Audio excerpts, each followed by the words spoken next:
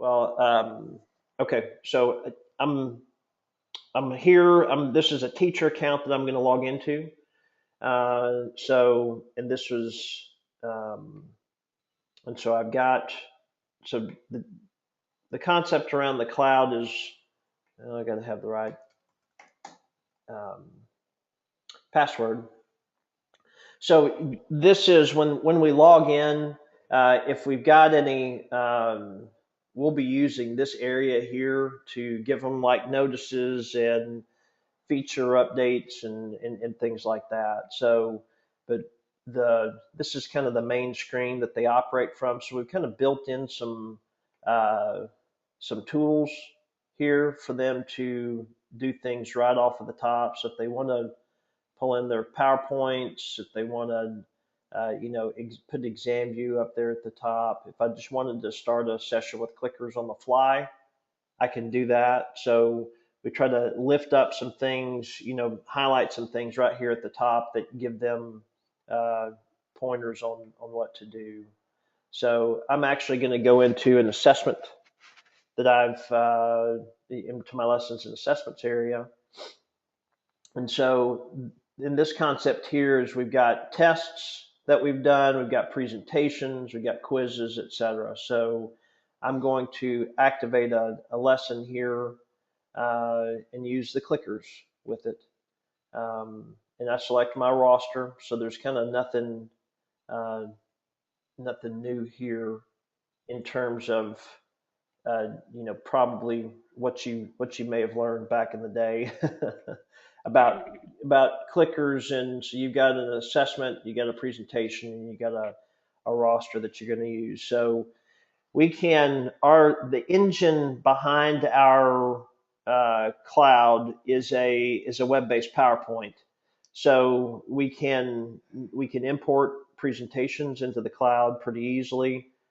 We handle most animation, but as you know, PowerPoint has 17,000 different settings and things like that. So we work hard to accommodate as many of the mainstream things as possible. And you can see here we've got our clicker toolbar here at the bottom as well. So this is just a quick overview of our solution. So this is kind of the big picture as we call it. And when it all boils down to it, this is a daily progress monitor for teachers. So if you're familiar, are you familiar with that term, a daily progress monitor? Yes. So we want to be able to know at any given time where our kids are. So it's cloud based. So that means we're not installing a bunch of software. That means when we update the cloud, it's everybody can take advantage of that without having to go in and re-image machines. And you know, if you've been in education for a while, you know that a lot of times it's not easy to get teachers to update software. The district may only do an update once a year. So if you don't have your updates to them at in late May or early June, you're locked out of them taking advantage of any new features for the next year. So the cloud kind of eliminates that uh, for us. So as I said earlier, we can import PowerPoint into the cloud. We can actually pull ExamView into the cloud. And even after all this time, most people still don't know what ExamView is. You got a small number of teachers that will. Most administrators don't know ExamView, but we put that there because we can take that content and get it into the cloud. So Mhm. the the clickers are designed and built for immediate feedback, the in the moment assessments that the teachers have done. And you'll see that we've got an infrared clicker and a radio frequency clicker. We're not trying to write an essay on those. We're just trying to get Right. immediate feedback. Right. And these are the only two that we've designed so far. Because of the scenario with e-instruction, we think we're going to be able to rebrand the pulse clickers. So we'll have a Oh, numeric capability. We think it's sometime over the course of this winter timeframe with an okay. LCD and things like that. But the ones that we built so far are just simply multiple choice. Um, the the infrared has batteries, the radio frequency doesn't. It's a battery-free green device, so I don't have to point those, and the and they're lightweight. You'll see. Again, they don't have a battery in them. They come with the charging station, so they're easy to use, and we try to represent even when people got the more tricked up devices. Mhm. They still only used Yeah. typically Right. just a quick multiple choice. Right. So and I think, and you tell me I'm not familiar with iClicker. Uh, I've seen some of their devices, but they're pretty much Mhm. focused on that, just on the quick multiple choice and not trying to do too much with the device. Is that right? Right. It probably a year and a half ago, maybe they just didn't want to lose to turning point, so they they did do numeric and Okay. um, sequencing, kind of, but they really they think very much the same, that people, you'd have to have a certain class or Yeah. content to be really using those other functionality. Yeah. Most people really use the multiple choice only. Well, and that's I had a math teacher tell me, well, Darren, I'm a math, I teach math. I don't like to do multiple choice. I said, okay, well, I hear you. Tell me how you do your homework. And he said, well, Mm-hmm. I got 140 kids and I do 10 problems every other night. And I said, and you grade 1,400 problems every other night? He said, I do. I said, okay. I said, let me give you an option here. Give them the homework and don't give them any answers. Just give them the homework like you're doing right now. When they Mm-hmm. come to class, let's add in A, B, C, D, and E, and let's collect data from your kids on their homework. So in the first 3 minutes of class, you can have them click in their answers, and maybe E is always going to be none of the above or not here. So Mm-hmm. they've gone through the same process that they always do. They're not working towards an answer. I can spot check their homework, but in the first 3 minutes of class, I've graded the homework. I know what the most missed questions were, and if a kid was really struggling last night, I can see that, and I can see that Right. without having to grade 1,400 problems to get at that data. So we lift the data Right. off of those papers, and that's something teachers are always, man, that's fantastic. So anyway, this is it's always we always it's, the clickers let us level the playing field. We get everybody participating, not just the outgoing and vocal students, but the shy students, the ones that evade and avoid participation. Um, Mm-hmm. so kind of moving to longer assessments and the kind of the a multiple choice type assessment. We've got our bubble sheets that get printed in the cloud, so they're plain paper. You're not buying forms, and I've got uh, we've got a we work with most document cameras. We work with Mm-hmm. it. We've got a teacher app, so we've got iPads that we support as well. Use those as a scanning device, and we've created. This is a picture of our document camera, and it's $35 shipped to the school. So it's a low cost device. It'll work fine as a document camera. Most teachers will put a piece of paper or a workbook or a textbook underneath the document camera, and Mm-hmm. and ours works fine for that. It's for $35. Really, it Mm. meets the Yeah. base Can't needs of go wrong. people looking for that. So Right. a lot of times people will spend $700 or $800. They'll put a piece of paper underneath that $700 or $800 document camera. So they bought a Ferrari that they're driving 15 miles an hour. So we just don't make you pay Ferrari prices to get that functionality. Right. So we score those instantly. Again, that gives the teacher immediate feedback, immediate intervention opportunities. But um, and then we don't tie you to multiple choice only. So you can do constructor response. You can do uh, rubric assessments. So Mm-hmm. you've got, but all of that gets captured. You can look at those results by standards, and all that data is flowing into the cloud as well. And then we've got a student app uh, that right now is on the iOS platform, and later this fall will be on the uh, non just web platform. So, and what that'll Mhm. let me do is that'll let me take a test on the device. It'll let me view content, so I can view instruction. If I had a PowerPoint that had gotten into the cloud, it can be deployed to the student devices, and they can look at instruction and do formative assessments as well. And then all that. So everything that gets collected over here winds up back in the cloud. So I've got lots of data points. I've got those data points that are viewable by standard, by class, by student, and I've got a much richer picture of where my kids are uh, at any given time.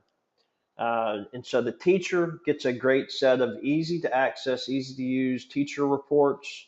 And then if the campus is doing professional learning communities or data teams, we've got an easy way to share those, an easy way to um, collect collect the data after we've shared the assessment, and then looking at the results is fabulous. So that's the overall process there. Any questions on that? We kind of cast the vision for what we're trying to accomplish with the solution. It starts in the classroom, but it has obvious campus level and some growing district level functionality. Yeah, I think that's my only question is you were mentioning back at the uh, the formative piece. How would you do a rubric then while So still using the piece? yeah, so what we wouldn't do, you couldn't use that with the clickers, obviously, but I've got a couple examples I'll show you. But basically, I'm grading an essay, and so I can set up in the cloud. The first criteria is worth 10 points, and the second criteria is worth 15 points, and the third criteria is worth 20 points. And I can grade the students on kind of the defined uh, scoring, template that we've laid out for them on how we're going to grade those performance-based assessments. And I'm grading those by hand. I can't take a picture with that. We can't Mhm. click those in. But Right. once I just moved my slider over. If it's in the cloud with the mouse or with my finger on an iPad, and the results are scored instantly, and I'm getting that data back in the cloud. So it's still we can't on the constructor response and rubric type assessments we can't score those instantly. So the teachers still have to grade those by hand. Mhm. The thing that we do is we get data that they've never Oh, seen okay. before. Gotcha. So it's Uh, uploading the data into the yeah, cloud. yeah. So now I can see in first period on this essay, they were great on grammar and horrible on creativity. So tomorrow I'm going to do a creative writing exercise. In second period, they're great on creativity, but their content was just atrocious. So we're going to work on some content strategies and beefing up that content. Does that make sense? Yes, it does. Okay. Thank All you. righty. So the research that's out there, kind of the formative assessment and assessment for learning, we kind of major in this on the Stickens Marzano and Black and Willem. Mhm. DeFore's work on data teams and PLCs, and then if you're not familiar with this author Bambrick, um, he's uh, he's written a book called Driven by Data, and it's a fabulous read, and it really dovetails nicely into our strategy. We just came across it last month, but I had a principal that was reading it, and I said, "Well, tell me about the book," and she said, in reading this book and looking at your solution allows us to do exactly what Bambrick tells us to do. And so we're big Bambrick fans now. Okay. um, and I can ask a question at any given time. So I've got the clickers here. I just hit the ad hoc button down there at the bottom. And so what we always stress is that without any preparation, I can go in and begin asking questions. So if I wanted to ask them just an opinion question, is your school doing? I want you to answer A if your school is doing PLCs, B we're not, or C we're just getting started.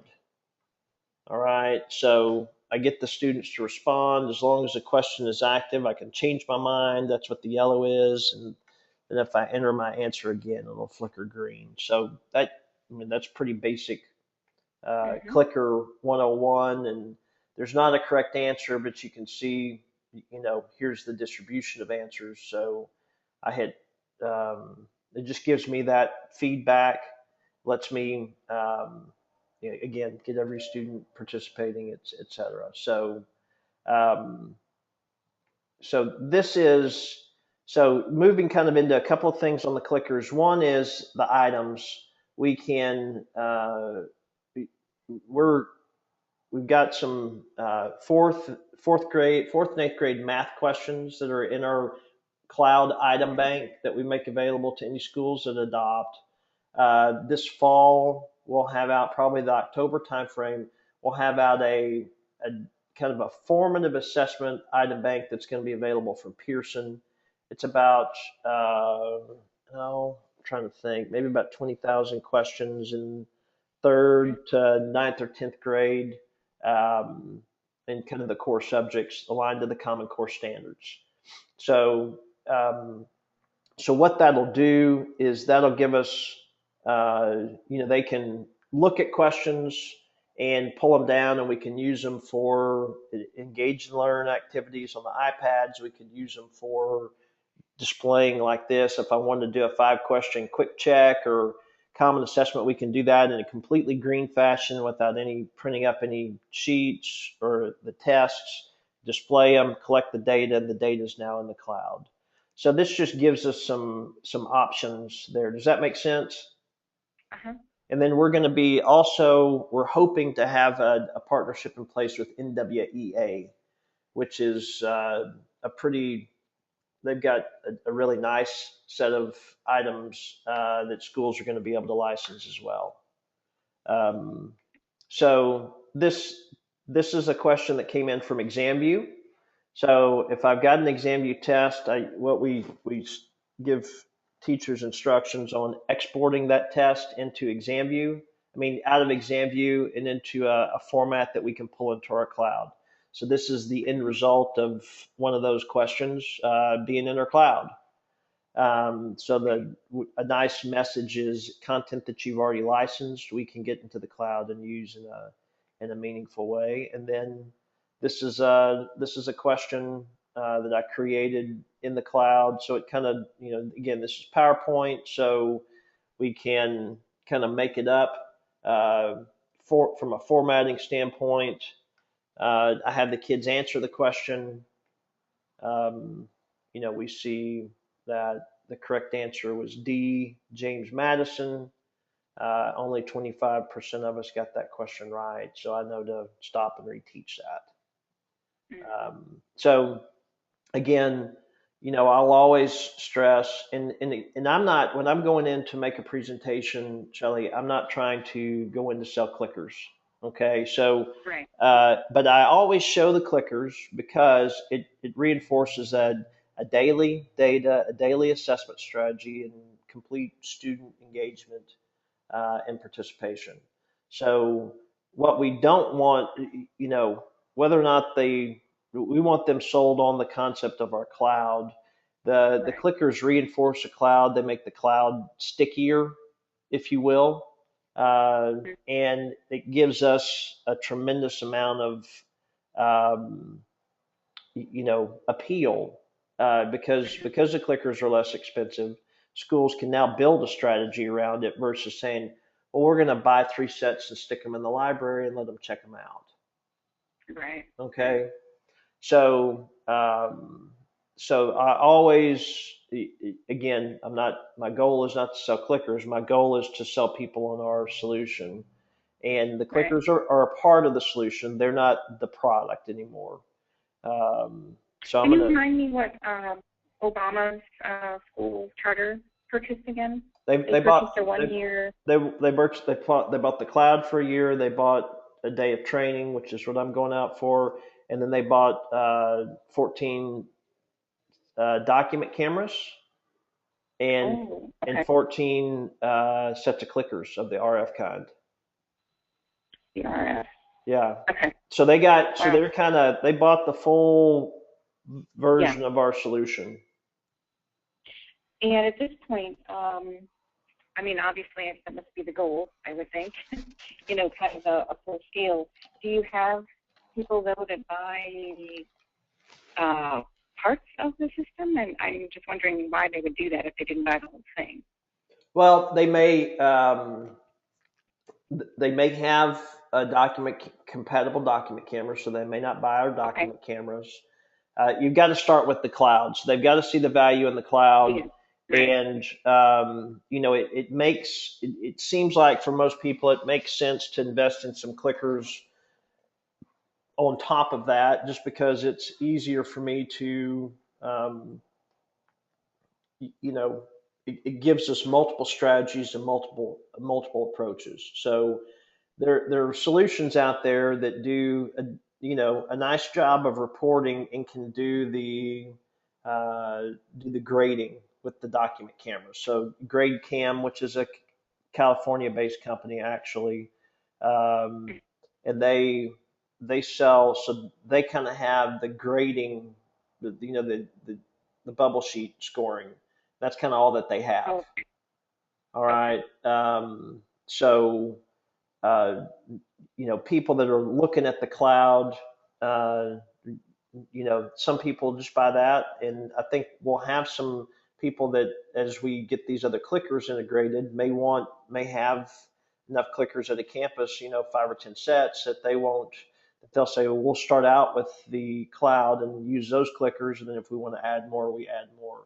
But Right. what we're seeing is we're seeing people that um, you know, have always had an interest in clickers now being able to afford them, and Right. so Excellent.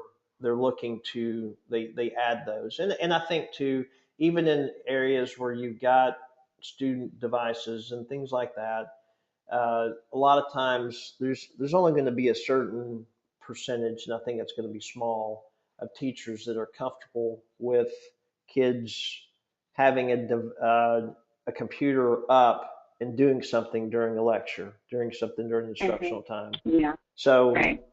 so our pitch in that environment is to say, um, the clickers can support direct instruction and the student participation without you having to, as I say, digitally herd the cats to say, okay, everybody get off of Angry Birds and now don't text anybody while we're doing this. Now just pay attention to me, but you can keep your iPads up. Right. That's, or everybody get on this app because I'm going to ask you a question in that. No, we're going to have a virtual clicker app at some point in time, but it's still, for all, when it's all said and done, that's still, it's a growing but small portion of the market. Right. Right. Now LA's Unified has made a big Yeah. investment in those, but Right. let's see. There's not any student achievement data attached to kids having a computer that shows that that's going to be the game changer. You got to have good teachers. You got to have solid instruction. You got to have data that lets the teachers make the decisions of who needs help and where they need help. So if those devices aren't supporting those strategies, it doesn't matter how fancy they Right. get with content and a flipped classroom and one-to-one BYOD and all that kind of stuff. If we don't solve this problem over here, that's just, that's window dressing. That other stuff is trying to Right. you know create attention over here while we still have the same core problem. So we'll work in those with those technologies and those strategies, I think, pretty nicely. But what we're after is, the student participation, the daily data, the immediate intervention opportunities. So So when you were talking student app, the student app is actually a test well, or it'll be a variety of things. So it can be a test. I can use I can use the device as a virtual bubble sheet where the kid's looking at a test in front of them. I can have the students looking, if I've got the content loaded into the cloud, I can push the actual questions to the devices. Or if I've uploaded a presentation in the cloud and I saw that this student was struggling on exponents, well, I can say I want to make active for that student an assessment on a presentation instruction on exponents with some formative assessment items built in. So we don't take this is a testing device only. We can collect data with it, yes, but we want to do remediation and we want to do reteach and with Hmm. that as well. Okay. So I'll show you all those examples. Super. All right. So I'm going to close out this session here,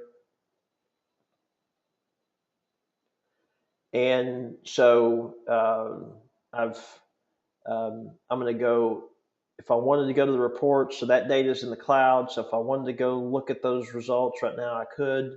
I'm not going to, uh, but so that's just the real quick uh, version on that. Now a couple of things. If I just wanted to do um, an air session on the fly here, if you will, so I'm gonna if I just logged in, if I didn't have anything prepared, but I still want to do something with the clickers, so I'm gonna pull this down here, and I am gonna go to Brain Pop.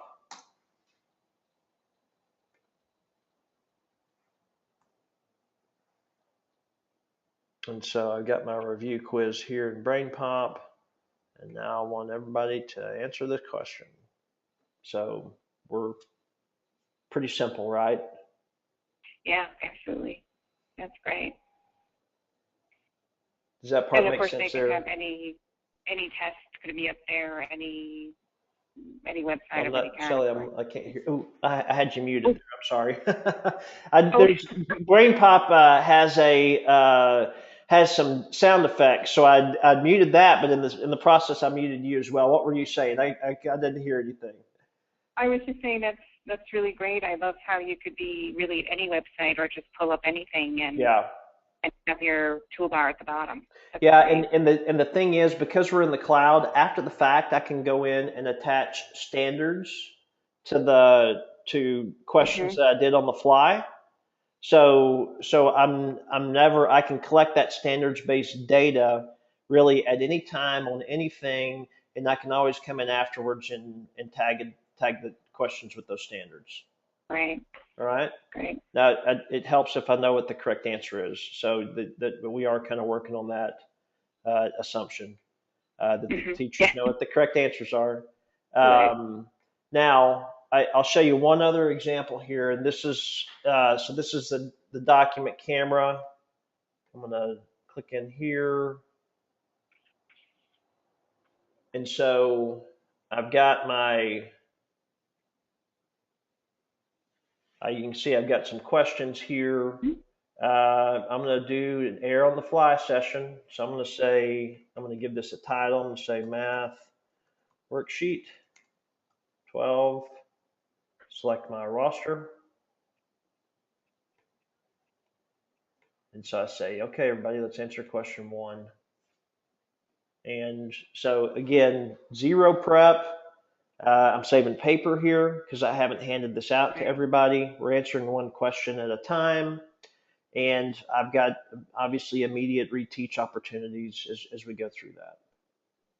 Okay, so Yeah, the teaching moments here are plentiful. we, So we try to we try to really give them again. That's the value of the clickers, and that's the value of that strategy of always giving them data, always giving them opportunities to do that. So I close that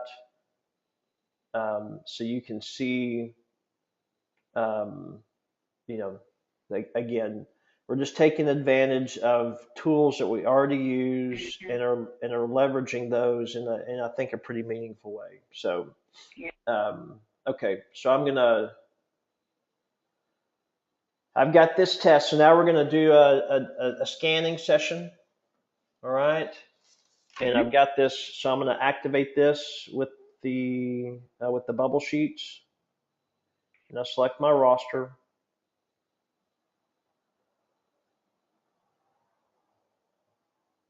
And so I'm going to try to be fast enough here so you don't have to look at me. I think I caught it. So, so this is a teacher interface.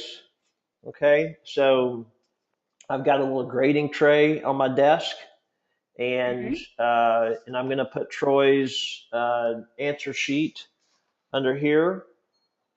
And so we just graded this test. Now, usually it's at this point, if you've got teachers in the classroom, they flip out uh, Right. because that's pretty quick. And Yeah. and again, and other people do this, but this is all that they do. They've got some nice little reports in the scanning, and that's great. But that's really a better mousetrap than Scantron. It's not Mhm. solving the whole, not trying to give them a platform to address both instruction, the formative side of this, as well as this piece of it. So that's why the clicker companies. So and since GradeCam's in California, I'll use them as an example. If I bought GradeCam, I've still got to go out and buy a $2,000 set of clickers uh, Mm. that don't connect to the cloud, that are just add-ons. So it's this kind of Right. piecemeal strategy that winds up being very expensive. So because we are built all of these parts and own them, we can bring all of this functionality into the cloud. So at one place. So Troy got a 68. If I want to tell him immediately how he did, I can. One of the best practices that we've seen emerge is here are the questions that Troy missed. So I can say, Troy, go back and work on questions 1, 2, and 4, 9 and 10, and 14 through 18 for starters. Mhm. Okay, so that's immediate feedback, it's immediate self Right. reflection. There's not in that book, in Bambrick's book on he says one of the biggest hindrances to student growth is delayed results. So Right. if I'm Right. waiting 3 days to give them feedback, we've blown it. We might as well, almost Right. to some degree, we might as well not have tested them because they don't have an opportunity to improve on that. Well, he can go back to his desk, and now this is an assessment for learning. He's trying to figure out why he missed that question. Or I may just say, hey, let's look at the first two questions. What gave you a problem in question one? Okay, let's talk about that. All right. So the QR code here gets generated in Mhm. the cloud for the teacher. They don't have to know where the QR code is. All right. So we generate that for them, and when they print up the student bubble sheets, they get tied to a student uh, to the student, so they can. A lot of the schools will laminate these, or they'll put them in the sleeves. Uh, Mm. you know, the sleeve jackets, whatever you will, the transparent ones, and then they'll reuse them. Right. Okay, so I'll take a vis-a-vis or expo marker, and we'll have a class set of bubble sheets, and we'll just reuse them until they wear out. So that lets me test more regularly. It lets me do the exit tickets. It lets me do homework. Lets me do in-class quizzes.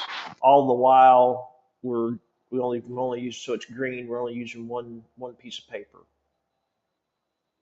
Right. Okay, so I'm going to just go through here and score these tests.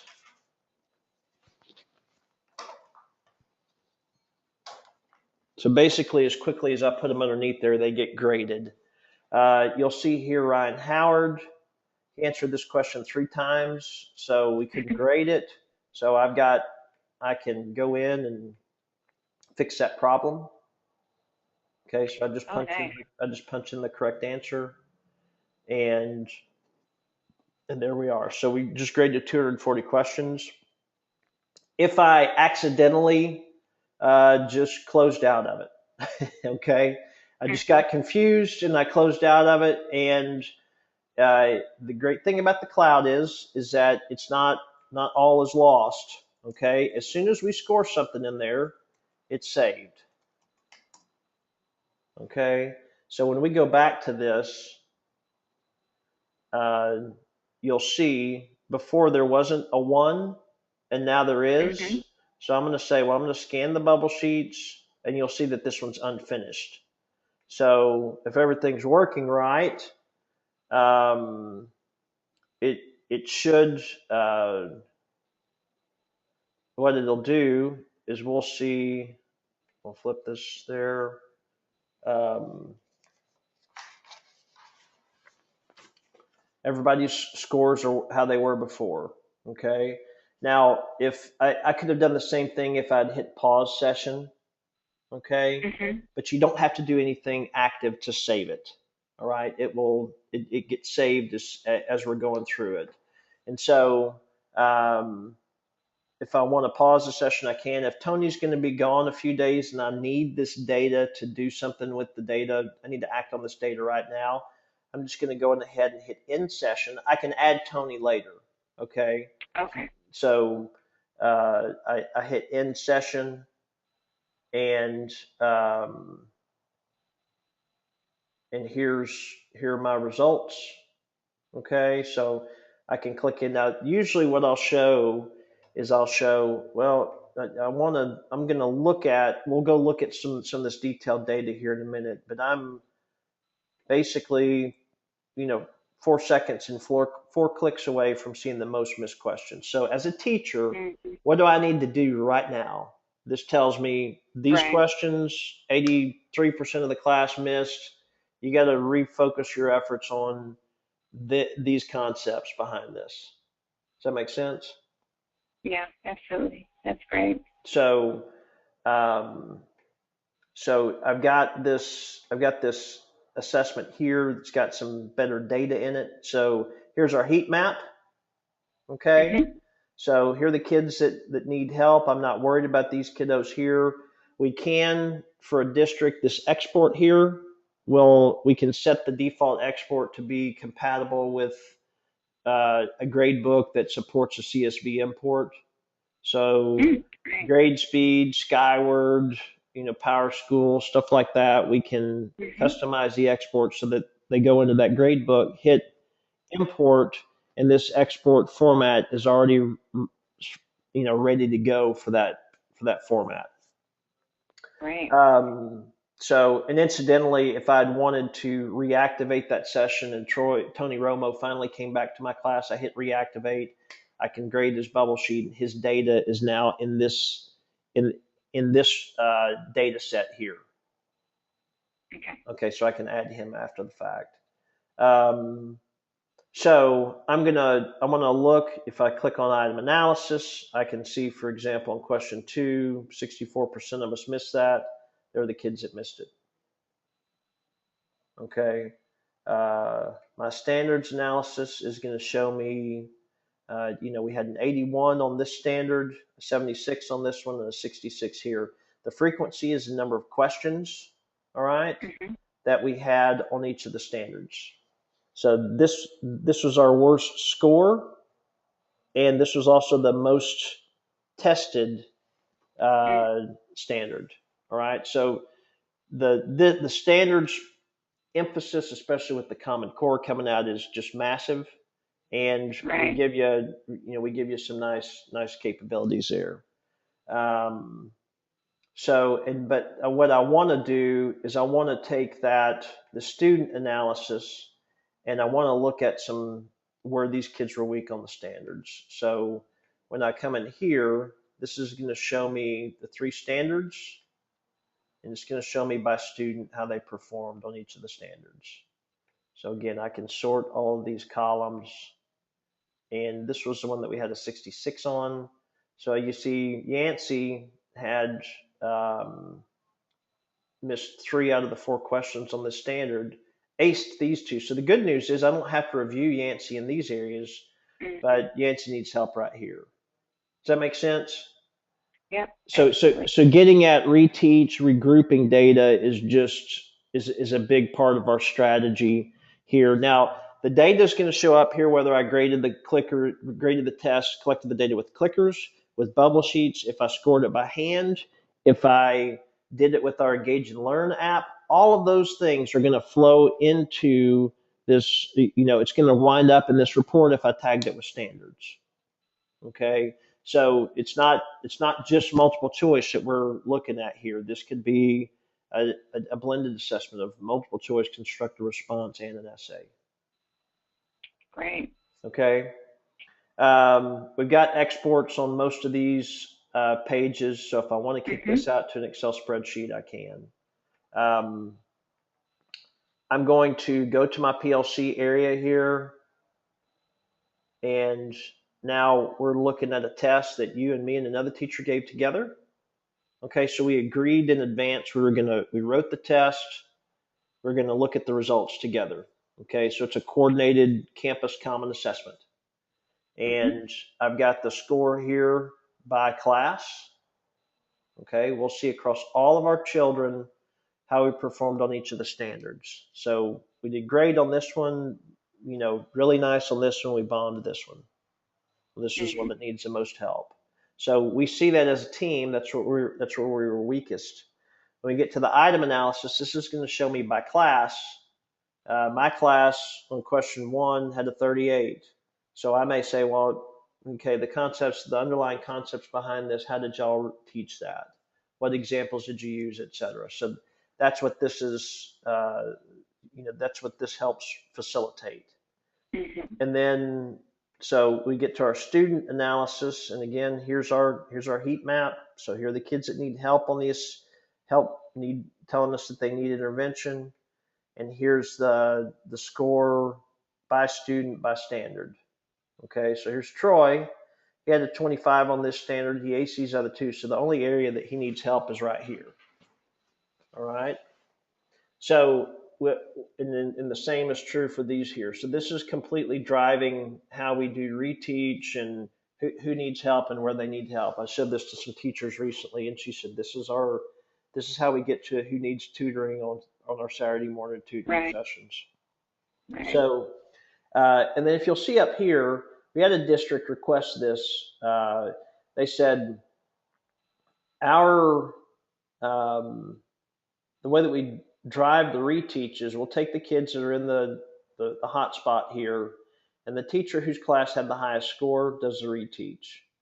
And so this was Oh. my class here.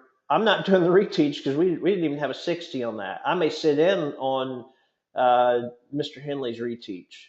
Okay. And so in this one here, this class was really the only one that struggled with this. So this teacher here is going to do the reteach for these kids. Mhm. And then I get to this one here, and my class had the highest score here, so I'm doing the reteach there. So this is what a lot of schools are driving at with their usage of Mhm. of data. They're just not seeing it regularly enough. They see this report. They don't even see a report this nice or accessible. They'll Right. see it once In the every past. 6 weeks or Right. 9 weeks or something. And that's why a lot of times teachers call uh, tests autopsy. The benchmark test autopsy data. um, it's too late for me to do anything about Right. that. And in Bambrick's book, he said, "You're going to see the doctor. You may see the doctor. You'd rather see the doctor for a checkup and intervention as opposed to an autopsy." And so that's a lot of time. That's what those are. Um, so, do you have an iPad? I have a Android tablet, You have an Android but tablet. Okay. I'm on the verge of getting an iPad. Yeah. Okay. Well, I'll show you this because especially since you guys are in uh, LA. Okay, hold on. I got to get on my network here.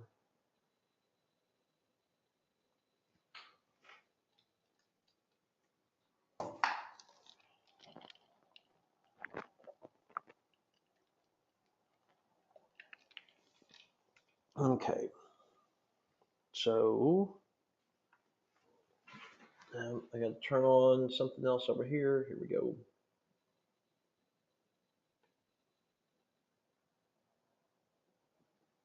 Okay. So what I'm going to do.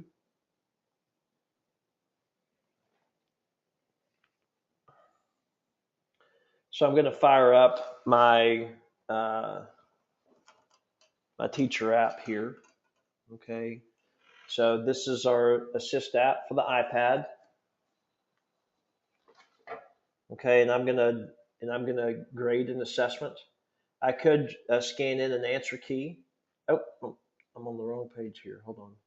There we go. So I'm gonna Sure. back out. I'm gonna back out here. So this is the main page. So we've recently released this. So it was previously was just an iPad, an iPhone app functioning on the iPad.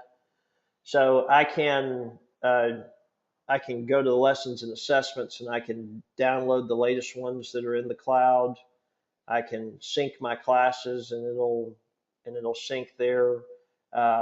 It'll give me the latest rosters, but I'm ready to grade an assessment. So I just click that top one there and you'll see I've got some options up here on the top. So if I had bubbled in by hand the answer key, I could just hit scan a key. Okay. Mm-hmm. But I've got this chapter 17 history test, and I just am going to select my roster. All right, and you'll see here you're going to watch the top of the screen here. So this is where uh, that's where the data is going to come in. So it's just like the so you can see there's Ryan Howard. We graded his test. Mm-hmm. So it's just like the Um, I'm not having to actively take the picture. We've got it's a live video feed that we're doing there. Wow. Okay, And so is it beeping done when it moves on to the next? I don't think it is. I think it's just I'm not sure why that was not grading. Maybe it already did and I just missed it. Yeah, it did that too fast. So I can, if you look there, I can sort and see the questions how that student did. Okay. So I can tell them. So this lets me, for example, walk around the class during an assessment.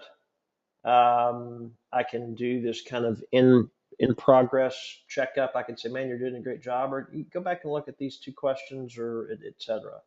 So I'm gonna hit done here. I'm gonna end the scoring, and then it asks me, "Do I want to upload the results?" And I'm gonna say, "No, I don't want to."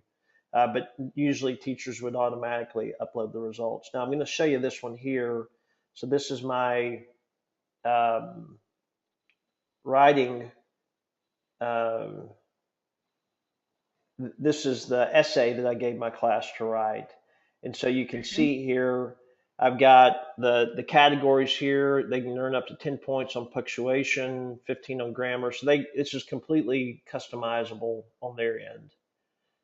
25 points on content, 10 on structure, 10 on creativity. So that's just the one that I set up, basically, is all it is. So as I read Dirk's essay, I just move the slider over here. If you watch down at the bottom, you can see how his Oh, his score is changing down there. oh, fascinating. All right. So what this does is this gets the what I say this gets the assessment snobs on their side. Mm-hmm. Okay, so the people, well, we don't like to do multiple choice. Well, Right. you may not, but that means you have to grade every single thing that you do by hand. And we Yeah. give you the ability to, so let me go here. Um, we give you the ability now. So I'm going to go to another student. So I've got Ryan Howard down here at the bottom now. And if I wanted to, I could, if he got everything right, I don't even have to change anything on here because you see it comes Mm-hmm. up with we're expecting the best. So, but Right. Right. what it's gonna generate for me is it's gonna generate class performance data by each of these criteria. So when I'm done here, I'm going to get an item analysis that says, well, your class was strongest on content Mm. and they were weakest on creativity or structure or whatever it is. So now I'm equipped with actual data, not my feelings, of, well, this is where people need help. Does that make sense? Yeah, absolutely. That's So great. so the and is the with the Common Core and these other testing scenarios, there's more and more emphasis on going beyond multiple choice, but we know that that's really not going to happen.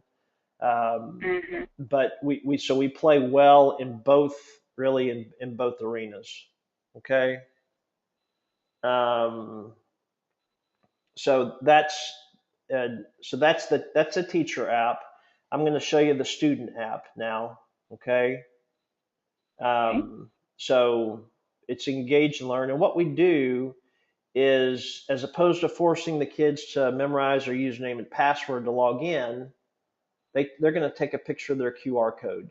And we actually let teachers print up little badges for the kids with the QR Cool. codes on them. Mhm. So it says we're connected to the cloud here, and now it just says scan your QR code. So I'm going to scan that, and so now it's going to pull up for me all of the assessments that are active for me. So the first thing, or in activities. So I'm going to hit this exponents one because this one shows kind of a broad strategy here. Okay. So it gives me it gives me the kind of the synopsis up there at the top. But so now I'm going through instruction here. Maybe this is a reteach. Maybe this was something Mhm. that I did on the front end, but I want these kids. This kid needs help on knowing what an exponent is. So I just moved through the materials here. All right, and you see when we get to the end here, we're going to ask them a constructed response question. They're going to type in their answer. All right, so we get here. I'm going to hit score. All right, so we did immediate feedback. We did immediate intervention for the kids, and this has been a completely self-paced, a centers type activity, if you will, at Mhm. the younger level. So I'm going to now, if I had another student that it was their turn, I'm going to, I Mhm. finished my part. Now Oprah's next, so it says start the next student. So all that they do is we're going to there's Oprah's QR code. Now she's ready to go. So we don't have to be one to one here. We can move these around. So we can use that one device for multiple kids. Does that make sense? Yep. Mhm. Okay. So now what I'm going to do is I'm going to show you another example here. So this is going to be content coming from our online item bank that we have. So this is some of those math questions, uh, the Tim's math questions. So there's a copyright. So there's a question. All right. So I'm going to answer that question. Um,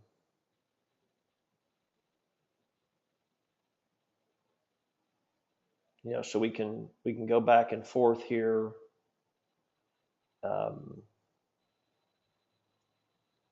So you with me here? So you can kind of see we've got content, we've got Mhm. images integrated into that. So once we get it into the cloud, we've got a variety of ways that we can leverage it. All right, and so it's going to let me make sure I've got all the answers in, and then this feedback coming to Oprah is what the teacher said they wanted the feedback to be. So if it was an important test, I may not give her any feedback. Okay, if it was Mhm. Practice, if it was maybe. practice, so I've given her score, and now I can see, well, I missed question 3. All right, now it's gonna we put it in discovery mode so that she could go through and try to get to the right answer. Mhm. Okay, now as soon as I hit done there, when I hit score over here, it automatically uploaded those results to the cloud. Okay, so now that teacher in real time is seeing the results come in from the students as they're completing these assessments. So I see Oprah has a 50. So I say, come on up here, Oprah, let's take a look at this. and Mhm. you missed question 5. So let's go to question 5.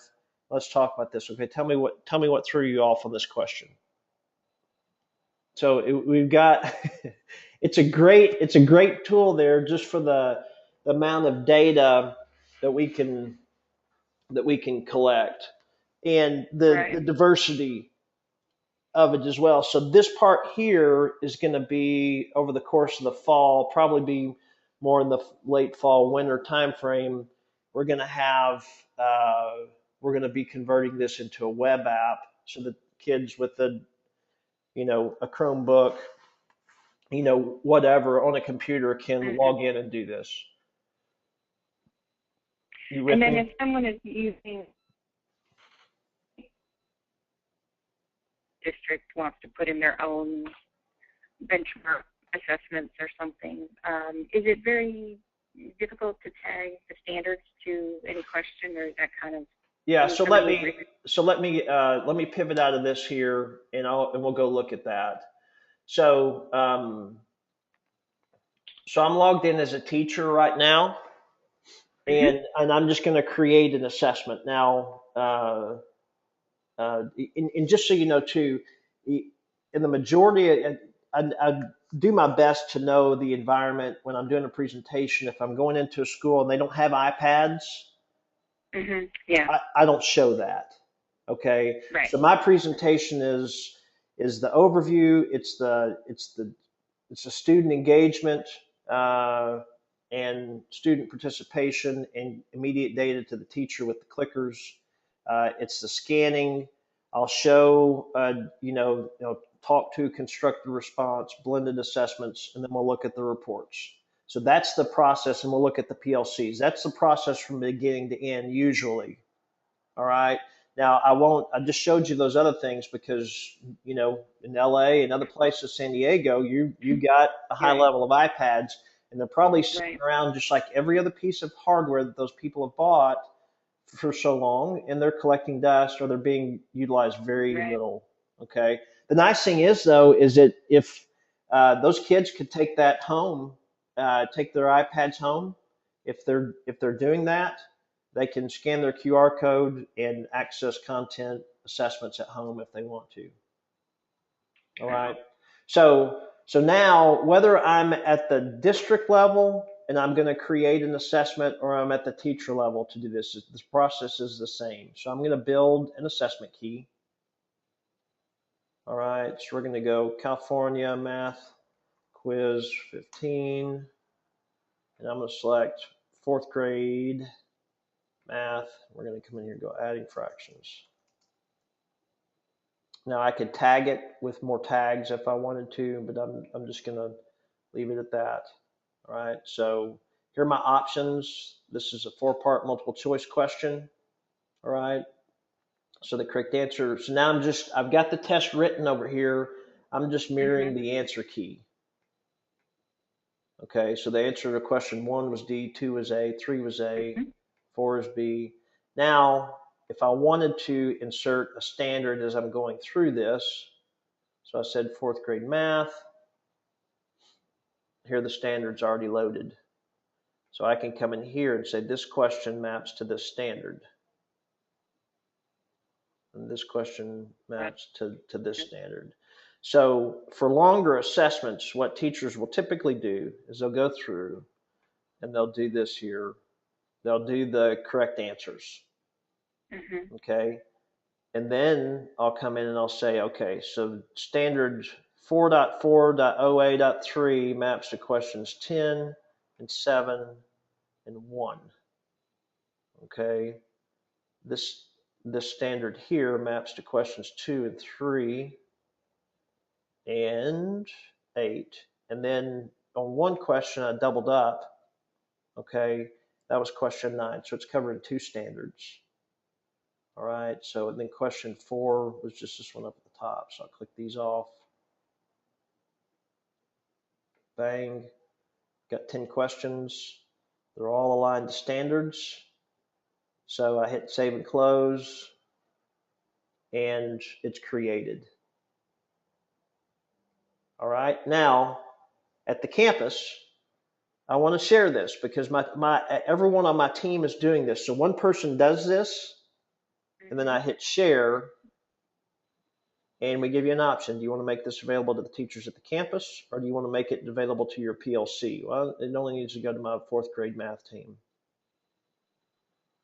So I hit confirm, and it's going to go put it in my fourth grade math team's account in the cloud. We're not emailing it. We're not, here it is on the K Right. drive, et Yes. cetera. And if I'd wanted to, I didn't do this, but if I wanted to, I could have attached the PDF file or the Word doc of the actual Mhm. test and put it together with this. So now it's all together. Okay, so Yeah. that was a creation process. If at the district level I'm creating an assessment there and I want to tag, we try to stay away from the kind of the nature of the benchmarks is that those are entrenched products. Mhm. You've got that are district products. They're not teacher products. Mhm. So it's not something that the teachers would use to create and and for their own daily assessments. Although you know if you listen to district people talk about how easy these products are to use, they'll a lot of times they'll say, "Oh no, teachers use such and such product all the time to do their own assessments." Well, they're not. That's typically not the case. Uh, they exaggerate the usage that teachers get out of this. So typically those are district products, district tools, and the teachers will get reports out of it. So, every 6 weeks. That's the autopsy data we were Mhm. talking about. Right. Yep. So we position this is obviously when you look at this, this has been built from the teacher up, the classroom up. So it's a strong teacher tool, easy to use, um, simple low cost data tools at the campus level, so the teacher can see a lot of data, collect a lot of data, and save a lot of time. So what we've done this summer is we've gone in and we've added a district level component to create an assessment and to distribute it across the district. So it's going to use our tagging in that we create when I create a class. I tag it with my the grades that are being taught, the subjects that are being taught. So that data is now can be generated.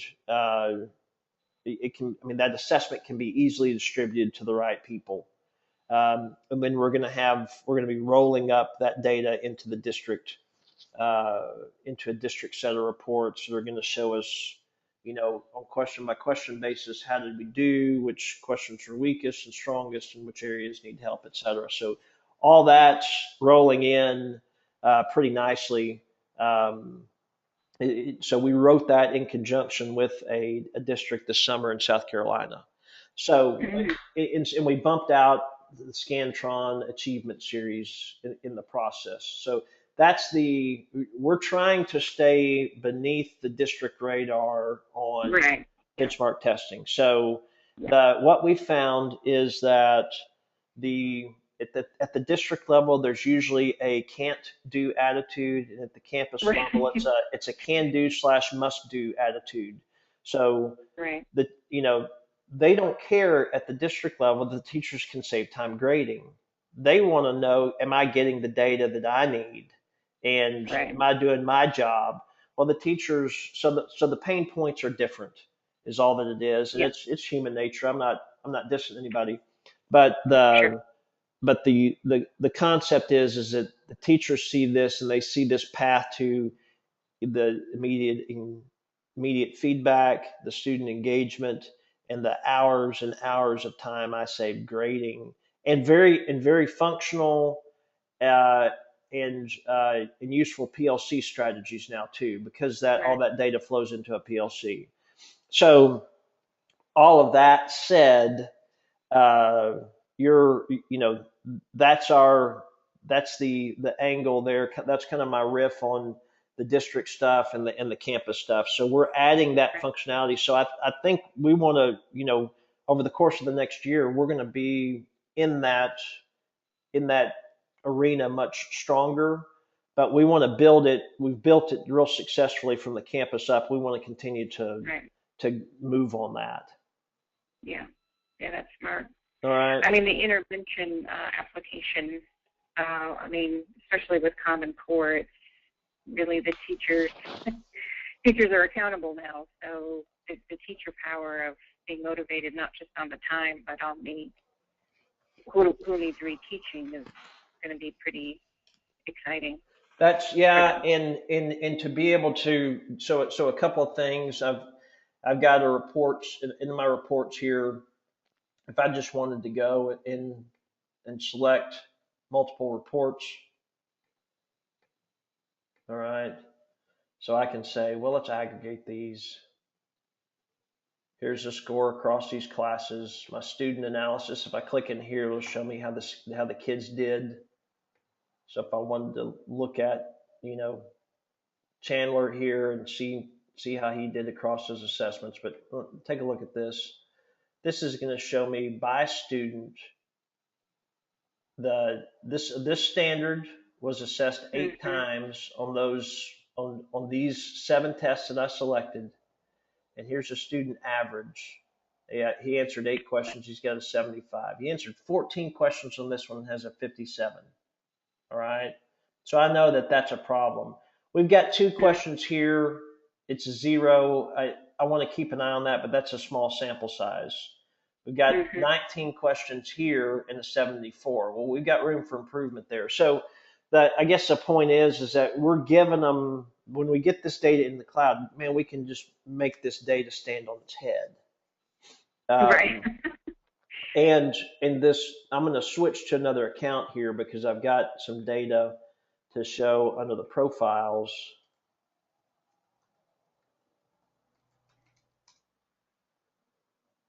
Um, so when I go here and I select profiles, now what I can do is I can select a date range. So I'm going to go Mm-hmm. back. I've got some dates where I generated some data here. I can say, well, let's look at our Common Core 5th grade math. I mean, 5th grade language arts. So this is going to show me everybody. All right. So those are the scores for my class Mm-hmm. on those assessments, the standards. Um, so there's the frequency, the standards, etc. So you with me there? Yep. Okay. Now, Mm-hmm. if I want to go pull up an individual student, same concept here. So this is going to show me Samantha Alexander, her data. So this is that. Here's the intervention, and this time frame across the assessments. She answered 9 questions on this standard, and she got a 44. She answered 12 here. She's got a 58.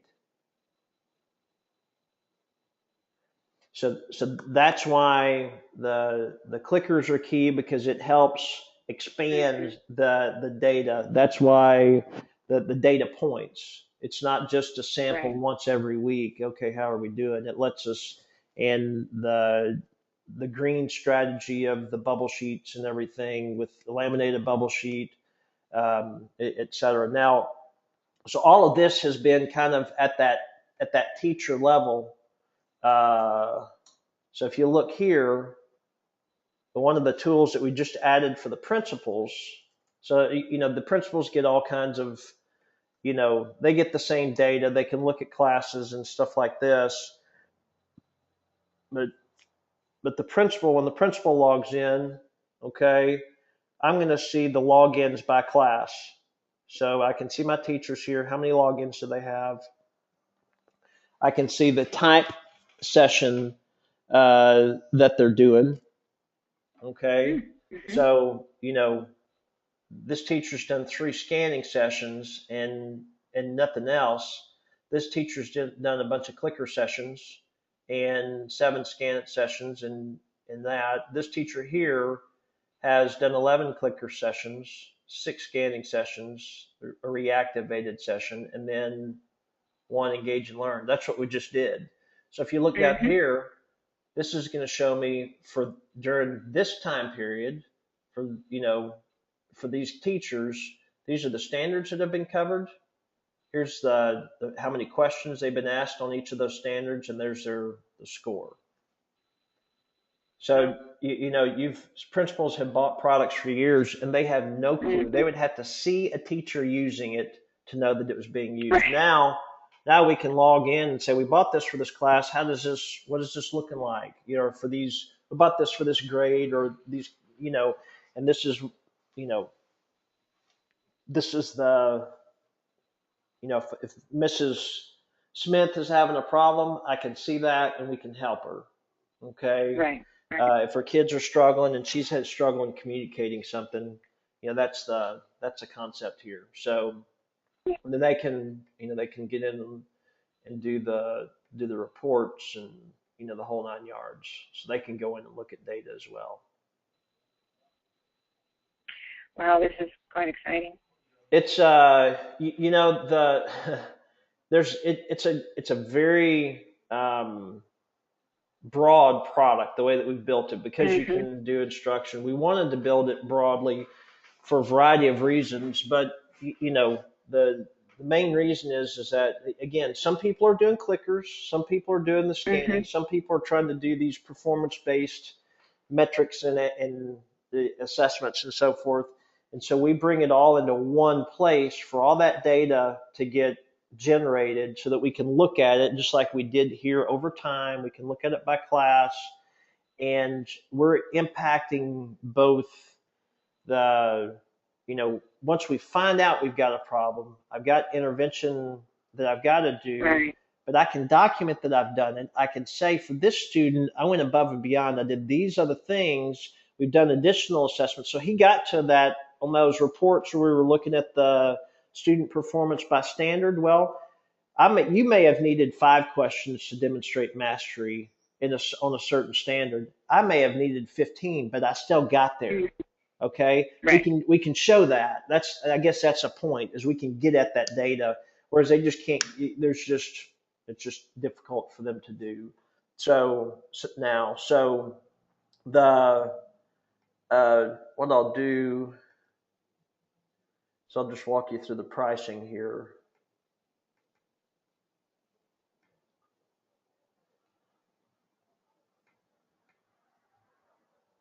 So we do it. We originally we spent about 2 years with a campus pricing strategy. How many kids do you have? Okay, and Mhm. that's still how most companies price products. We kind of flipped it in the spring in January when we went to a teacher model. And Mhm. the teacher model lets a principal philosophically say, I don't have to roll this out. It doesn't have to be a campus initiative. I can roll this out with 10 teachers for $2,000 and get it Right. going. Now, if I want to add more teachers later in the semester, if I want to add 5 more teachers, just it's 500 extra dollars. Okay, this is for the year. Okay, so at the low end, they can kind of dip their toes in the water. It's $2,000. You're Mhm. never going to pay more than $5,000 for a campus for the cloud. So what we say is that if you if people adopt it and they use it, this becomes a given. The cloud becomes a Mhm. given in there because of all the data that they're generating. And I'll show Right. you what I mean here. Um, so um, let me. I'll go here. So this school district here. Let's see. 1111. So you can actually see if they're using it. Yeah, yeah, and you can too. So here's the concept, and we've got this is kind of our data tables behind the scenes. Mhm. We've got a better looking report for the reps, but um, since this was the first school that we started with, the McKinney ISD, so they're a 28 school district here in the Dallas area. Um, and uh, I did basically a 45-minute training for their staff during their planning period in the fall of September 2011. Mhm. Okay. So they started here, and this represents, they used it basically on this date with nine teachers used it with 9 classes that day. So it could have been one teacher using it with 3 classes and another teacher, etc. But this represents basically you multiply that times 20 or 30, and that's the number of kids that used it that day.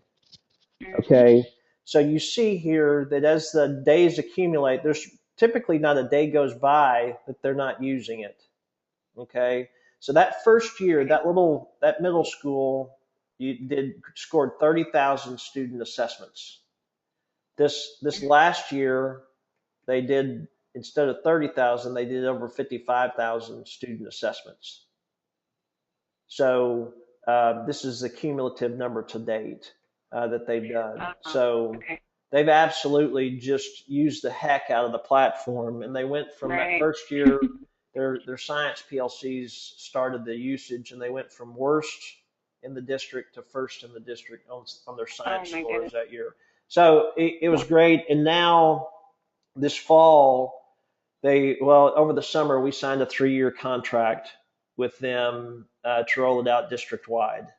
So we're Wow. now in all their campuses, and they have some instruction equipment there, so they'll be able to use the clickers, but they'll be doing their scanning there. So the again going back to the pricing here, Mhm. the you've got the numbers there again. It's not terribly it's competitive pricing wise. Most people do it Mhm. on a per student basis, so it's a $5 or $6 a kid.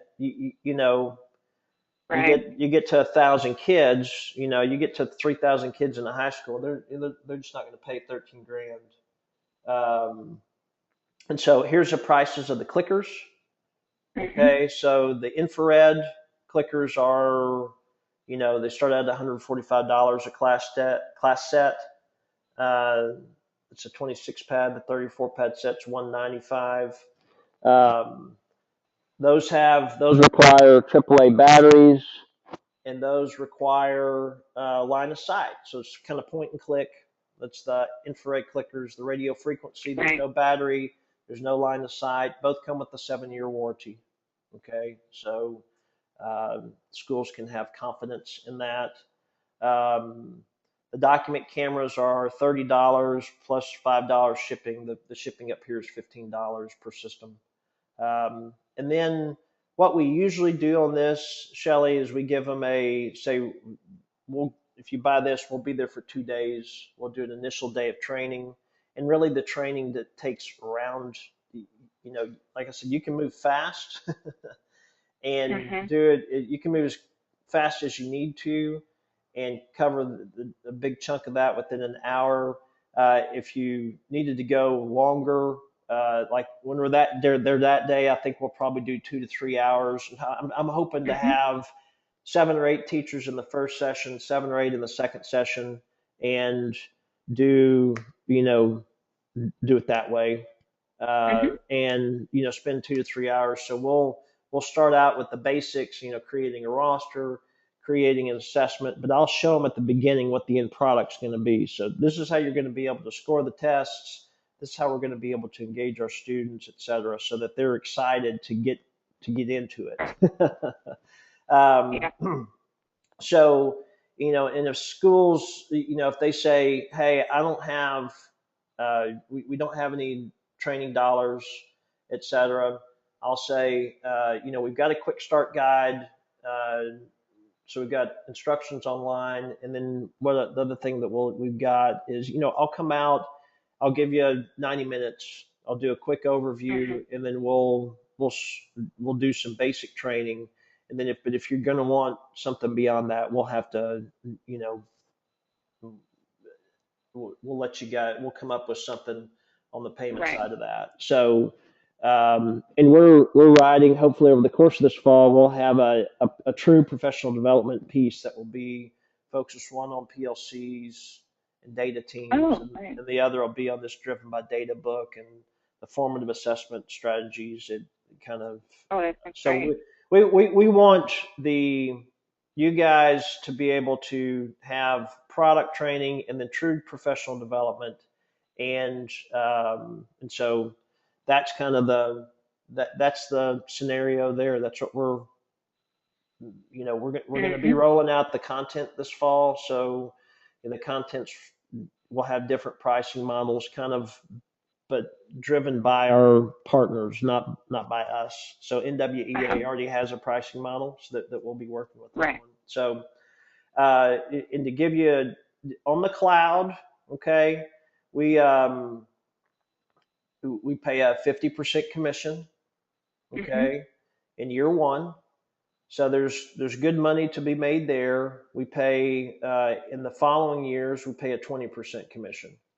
Mhm. Okay, so the goal is to say I can make a big pop in the first year. In the second year, I've got a recurring revenue base, so it'll help me expand and Right. uh, and hopefully grow. We want them adding more teachers as the year goes on, et cetera. And then Right. we pay. This is a pass through, so our margins are real slim there. So there's no money to be made on the document cameras. We pay 50% on the product training and professional development. And then on these, we've got it's basically just a spiff. It's a $50 spiff on the 26 pad sets. All Mhm. right, and it's a $75 spiff on the 34 pad sets. The reason now you'd say, well, that's not a lot of money on the clickers. Well, there's you make more money than we do on the clickers. I've had people say, well, I need to make more money, and I said, how about we trade? I'll take what you make, and Right. you take what we make, and see if you like that. Right. But here's the deal: we've had I did a meeting with a high school principal here in Dallas last month, and Mhm. I I laid the platform out for her and everything, and she said, well, let me kind of look at my money and everything, and so she's going to buy 65 sets of clickers. She's going to buy 65 of Hmm. these. So you multiply 65 times 75. That's a nice little pop there. So we had another school, a big high school down in Bryan, Texas. They bought 120 sets of these clickers. Wow. So Yeah. it's a lot of those numbers are achievable now with at these prices. So No, I think that's great. and I've had the of every sale that I've done into the where I've been working recently in some of the local schools, they've it's just they're buying 6, 10, 12, 25, 33, 65. Everybody's looking to buy some sets of the clickers just because they believe in it. I'm not, Right. again, that's not a hard sell. I'm not coming in saying, well, this is we're selling you clickers. This is a strategy for student engagement and formative assessment and immediate feedback for the teacher. So if you put value in that and your teachers would benefit from that, well, then you'll want to do this.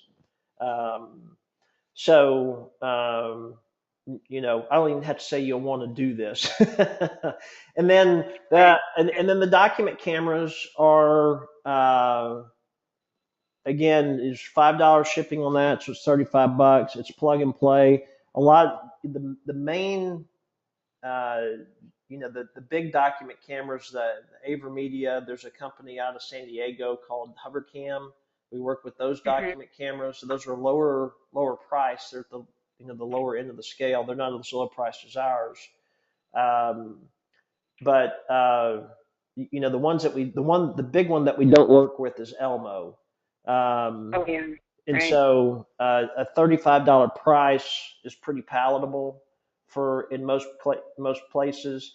Another thing I'll Right. say too is that the the schools are all over the map on how they set up the document cameras.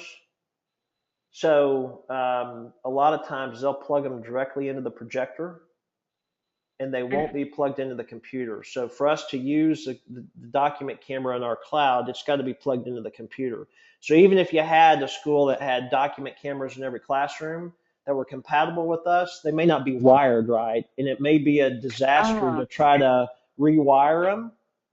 right, So the document camera just lets us, it's just a low cost, uh, right. throw in. And that's that part's real good.